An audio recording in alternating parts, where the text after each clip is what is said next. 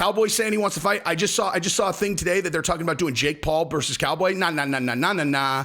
You can do this KSI right now. Right now.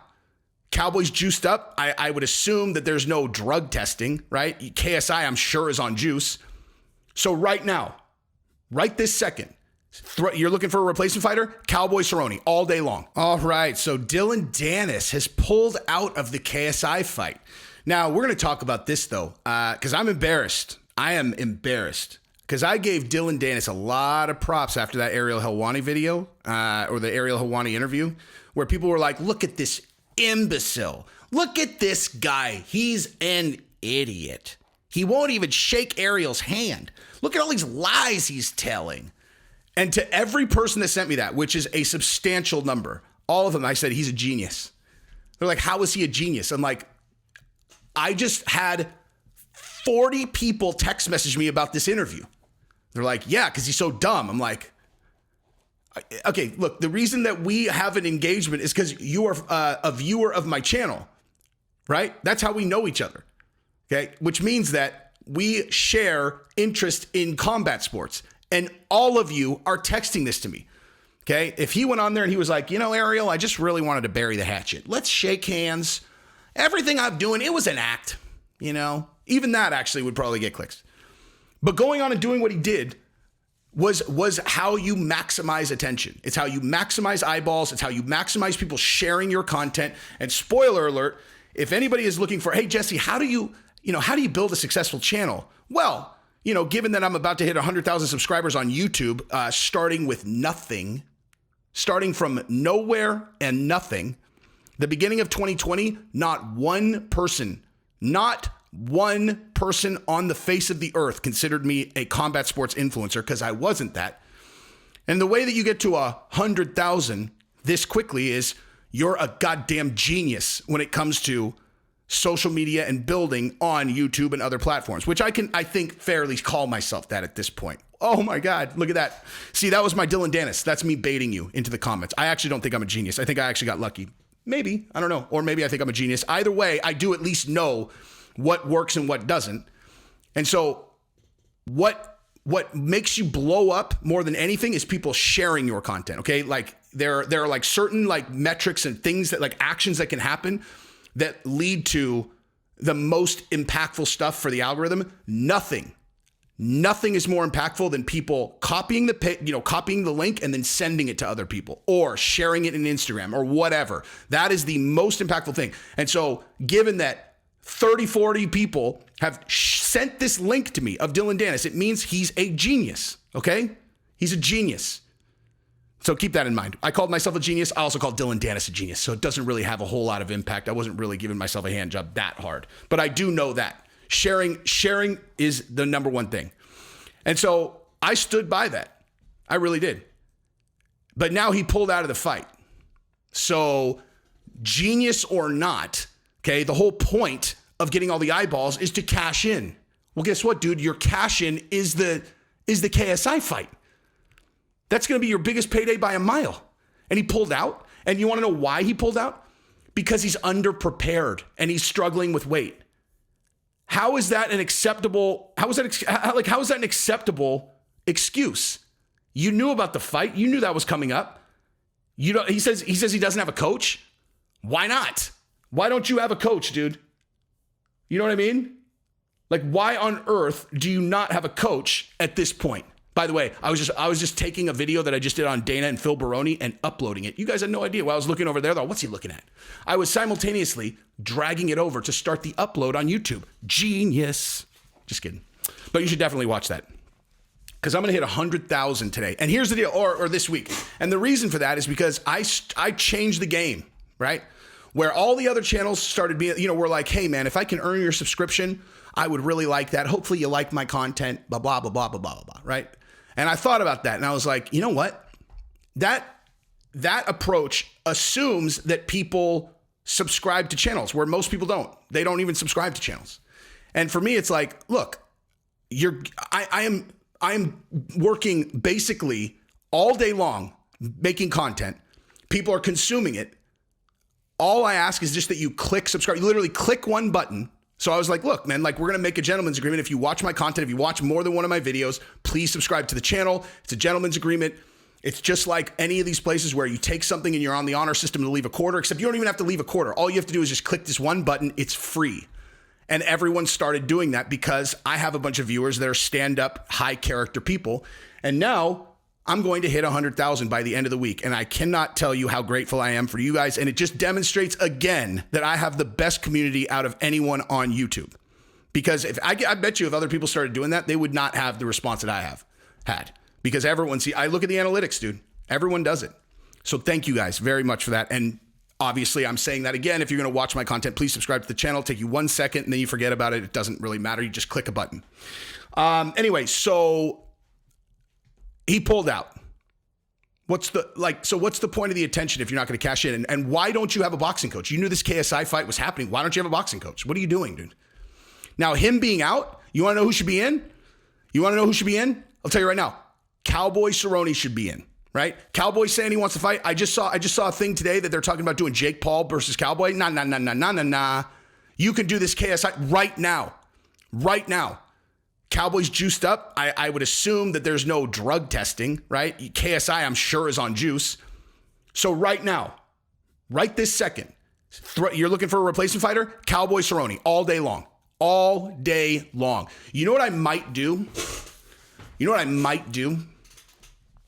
And I would do this for purpose, okay? And I would even put this at the very beginning just so that everybody's very clear on this. So when I title my videos, I obviously do it in a way that is most likely to gain, curiosity and interest, right? Like that's the whole goal with how you title things and how you thumbnail things. People who go into this game, like people want to do YouTube and their goal is like if you have any qualms at all about how you title and how you thumbnail, where you're like, well, I mean, some people might blah, blah, blah. Dude, you just need to make sure that your content is very, very good. And that way, when they click on it and they watch you, they're like, all right, I really like this. This is entertainment, right? It's entertainment. So find the most grabby way that you can title something without it being dishonest. Nothing that I ever title is dishonest. That's just a fact. You might think that you thought it was going to be something else, but when you actually look at the title and then think about what the video is about, it's always exactly about what I said. Now, in this case, I am actually considering titling it something like Danis out, Cowboy in versus KSI, because I'm saying that is my suggestion. Danis is out, put Cowboy in. Now, is that a little bit misleading? Probably, but it is. I mean, I'm not saying, but I would do it for like to literally demonstrate a point of how many clicks it gets, that's the right move. You know what I mean? Like, look at how many clicks it's got. You put Cowboy in, this is what's going to happen. I really might do that. Danis out, Cowboy in versus KSI. Because honestly, I mean, that falls into the same category. That's my suggestion. Danis is out, put Cowboy in. It's not a lie. In normal circumstances, that would be a little bit too misleading. I wouldn't do it. But in this one, I might do it specifically to demonstrate that this is the right move to the Danis promoters. I'm sorry, to the KSI promoters. Because I would love to see Cowboy get that payday, dude. He just retired. A couple disgruntled commenters, I'll take that to try to get Cowboy a 7-figure payday all day long. All day long. So, yeah, that is what I think should happen. I'm sure Cowboy is in great. I know he's in great physical shape. I don't know where he's at with boxing. I have no idea what his weight is, but I think he's about the right size, right? He's probably right about the right size. What do you guys think happens in that fight? Tell me that in the comments. I'm very curious. I'm really curious how Cowboy does in a boxing match. You know what I mean? Because, Cowboy, analyzing his fight style, he's obviously super nasty on the ground. People are, when people think about Cowboy as a fighter, they always think about his stand-up. And his stand-up's good, right? His kicks primarily, though. And but his ground game is nasty. His jits is nasty. Long legs. He's like I guarantee you his partners would tell you that he's a triangle machine, dude, in practice. And yeah, he just has excellent jiu-jitsu. I've always been very, very impressed with the jiu-jitsu, even before I knew any fucking jiu-jitsu. But yeah, anyway, so when it comes to His boxing style, though, the one part of his game that's always seemed like a little bit kind of like, remember when Conor said you're too stiff? You know, you look stiff, you look too stiff. That's where it's at. Like, he doesn't look super stiff when he kicks. Like, when he kicks, it's yap. It's his boxing, he looks stiff. Like, you know, he's got a really kind of like, I don't know how to describe it. Like, he looks really stiff. You know, he's not a guy who, like, you know, really extends into his punches. You know, he kind of always, to me, it's always looked like he's got like a kicking style that where he wants to keep, I mean, this is just my read on it. I could be totally wrong why he does it, but it seems like he wants to keep his base very centered because he always wants to be able to snap a kick if he can. Where if you come out here, whap, you can't throw a kick from there, you know? Like if you really extend your jab, you can't throw a kick right behind that very well. I mean, you can sometimes, but like he can't. It doesn't look like.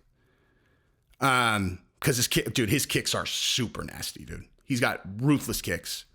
But boxing, I don't know, man. I honestly don't know how that would go for him against a guy who has only been training boxing. Dude, you put Cowboy in a mixed martial arts fight against these guys, he'll eat him alive. A kickboxing match, he'll eat him alive. But boxing, I don't know, man. I don't know. I mean, I guess we'll find out. Either way, like I said, I'm a huge Cowboy fan. And I just would love to see him get that money, son. And he's like the kind of guy, I don't even think, if he lost to KSI, would he care? Anderson Silva just lost to Jake Paul. There's not any shame in losing to these guys in boxing, in my opinion. I mean, maybe there used to be. I really don't think there is. Like, these guys are I mean, like, think about it like this, man. Think about, like, the original Ultimate Fighter. A lot of these guys were, like, just amateur guys that were no big deal, and then you put them on Ultimate Fighter, put them in a professional program, and then, boom, they end up being stars in the UFC. Some of them end up being UFC champion. Okay? Jake Paul, incredible athlete. Logan Paul, incredible athlete. KSI, incredible athlete. And you stick them into absolutely top-notch professional training, they're going to be good, dude. Like, they're going to be good. They're going to be good. They're going to be good. You know? You take an incredible athlete like Jesse on Fire and you put him under the tutelage of Victor Hugo and Steve Hargett, he's going to be good. It's going to take a while because jiu-jitsu takes longer, but he's going to be good. He's going to be real good at some point. Anyway, that's a good time for me to plug Six Blades Lake Travis, dude. You want to hang out with Jesse on Fire? You can be on my team. You can hang out with me 5 days a week, sometimes 6, depending on your schedule. If you join the Six Blades Lake Travis Jiu-Jitsu Gym, you also will be under the tutelage of 2 of the best jiu-jitsu fighters in the history of the world. The number 1 fighter in a gi right now, the only person who didn't get submitted by Gordon Ryan in ADCC in no gi, which is not even his specialty. And then Steve Hargett, the greatest no gi fighter in Masters 2 in the world, number 1 pound for pound across the board 2 straight years. And you get a chance to strangle me. You just have to join Six Blades Lake Travis. Now, fair warning, if you have no experience in jiu-jitsu, you're going to have an uphill battle trying to strangle me. But if you do, you have a pretty high probability of doing it, you know? Anyway, that's what I got. Love you guys. Peace.